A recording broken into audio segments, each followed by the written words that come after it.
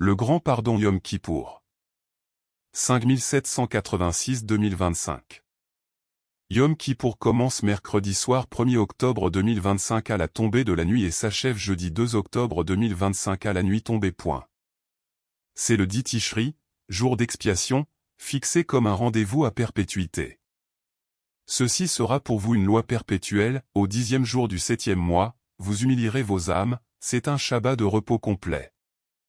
Yom Kippour est le face-à-face annuel de l'âme avec son Créateur. Il est marqué par un jeûne, ni nourriture, ni relation, pas de chaussures en cuir, pas de soins cosmétiques. Ce jour fait volontairement taire le corps pour laisser s'ouvrir le cœur.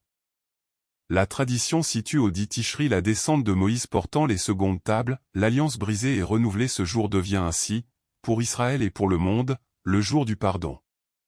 Une fois par an, le dit Tishri, Aaron devait s'avancer devant le propitiatoire de l'arche avec de l'encens pour l'entourer de fumée et l'asperger du sang des animaux.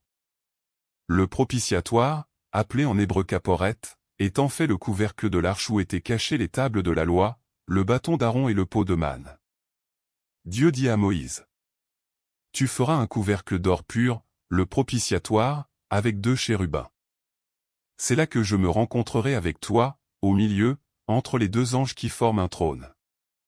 Tout ce que signifie le propitiatoire se personnalise en Yeshua, lieu du pardon, c'est sur lui que le sang est déposé. Point de rencontre entre ciel et terre, là où Dieu se révèle et où l'homme est couvert de miséricorde. Dans Romains 3, 25 il est dit, en parlant de Yeshua: Dieu l'a destiné à être propitiatoire par son sang. Autrement dit, Yeshua est lui-même le propitiatoire, le couvercle vivant de l'arche où le sang est offert et où Dieu rencontre l'homme.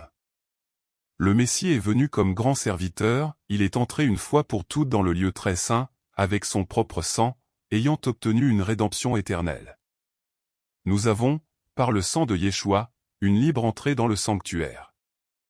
Approchons-nous du trône de la grâce. En lui nous avons la rédemption par son sang, le pardon des fautes. Il est lui-même l'expiation pour nos péchés. En lui sont cachés tous les trésors de la sagesse et de la connaissance, le mystère, le Messie en vous, l'espérance de la gloire.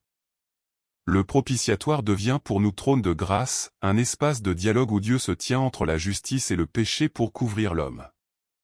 En Yeshua, le pardon est accompli, et chaque dit Tishri devient un moment sacré, mémoire, repentance, examen du cœur, retour. Kippour est comme un contrat de vie, un pacte scellé par le sang, auparavant celui des sacrifices, désormais celui du Messie. Son sang nous couvre, nous cache, nous protège, nous sauve du destin que nous avait préparé Satan. Yeshua nous arrache aux chaînes de l'accusateur, car il a apposé sa marque. Vous n'êtes plus à vous-même. Vous avez été rachetés à grand prix. Ce sceau fait de nous un peuple qui appartient à Dieu. Kippour devient alors un jour de reconnaissance, un jour où nous affirmons notre appartenance à Dieu, quand Yeshua le pardon nous a été accordé. Ce jour se concrétise par notre soumission pour une reconnaissance éternelle, un acte de proclamation que Satan a été vaincu par Yeshua, définitivement, si nous croyons en lui. Satan ne peut qu'admettre que nous ne lui appartenons plus, il ne tient plus notre âme enchaînée. Kippour messianique est la victoire sur le corps et sur l'âme. Ce jour est un jour qui se réalise de notre vivant, scellant notre mort pour la vie éternelle auprès de Dieu. Ce jour de rendez-vous avec Yeshua ne nous place plus seulement devant le trône de la grâce, le propitiatoire, mais à l'intérieur du lieu saint, comme un avant-goût de l'Éden perdu, de la Jérusalem céleste, où nous n'aurons plus des corps de chair mais serons revêtus de corps célestes comme des anges, là où le péché n'aura plus de prise sur nous. Kippour nous donne de comprendre ce temps, sauf que nous ne souffrirons plus de ce corps qui a des besoins humains, des yeux attirés par le mal et des membres qui supportent si bien les tentations. Ce jour de Kippour est pour nous une façon de dire qu'un jour nous ne serons plus soumis à nos pulsions, mais unis à Dieu, retrouvant l'unité qu'Adam avait perdue par le péché. Ce Kippour, nous offrons notre corps à un jeûne et un dépouillement total des besoins du corps, réalisant que nous vivons le plus grand miracle de l'humanité, notre rachat par le sang de Yeshua. Nous n'avons donc qu'une seule chose à faire, jeûner, s'abstraire des besoins du corps, demander pardon pour tout ce que nous faisons de mal encore avec ce corps de chair et dire merci à Yeshua, de nous avoir couverts de son sang, pour nous sauver maintenant et pour l'éternité. Que ce Kippour nous fasse vivre le pardon au plus profond de notre âme.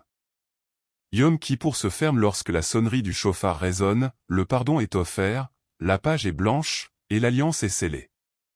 Le jour du grand pardon s'achève, le sang, l'âme du Messie, parle plus fort que nos fautes en Yeshua, le couvercle vivant, le pardon est scellé pour l'éternité. Que vous soyez scellés dans le livre de la vie.